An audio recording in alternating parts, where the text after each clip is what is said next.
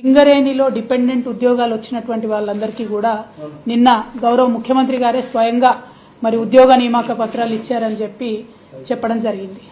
వాస్తవానికి ఇది ఎంత సిగ్గుచేటంటే డిపెండెంట్ ఉద్యోగాలు అనేటటువంటిది పోగొట్టిందే కాంగ్రెస్ పార్టీ. ఐఎన్టీయూసీ అని కాంగ్రెస్ పార్టీ యొక్క ట్రేడ్ యూనియన్ ఏదైతే ఉంటుందో వాళ్ళ సంతకాలతోని, AITUC సంతకాలతోని, Telugu Desam party trade union సంతకాలతోని జాతీయ రాష్ట్రీయ ట్రేడ్ యూనియన్లన్నీ కలిపి ఆనాడు డిపెండెంట్ ఉద్యోగాలను పోడగొడితే కేసీఆర్ గారు వచ్చి డిపెండెంట్ ఉద్యోగాలు ఇచ్చి 20,000 నియామకాలు జరపడం జరిగింది. ఆ 20,000 నియామకాలు జరిపినటువంటి సందర్భంలో ఎన్నడూ కూడా కేసీఆర్ గారు వెళ్ళి ఒక్క నియామక పత్రం కూడా ఇవ్వలేదు.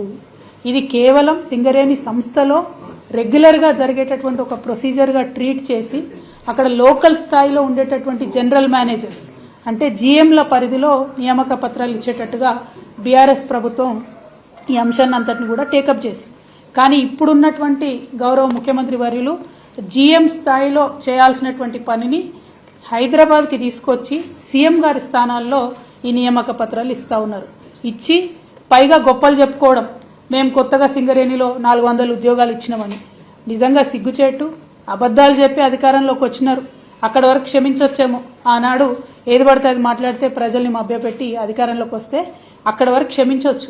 కానీ అధికారంలోకి వచ్చినాకన్నా నిజం చెప్పండి సీఎం గారు, మీరు ఎందుకోసం ఈ నియామక పత్రాలు కేసీఆర్ గారి హయాంలో ఇచ్చినటువంటి డిపెండెంట్ ఉద్యోగాలను తీసుకొని నేనే ఇచ్చినా నేనే చేసినా అని అబద్దాలు చెప్పుకోవడం ఎందుకు?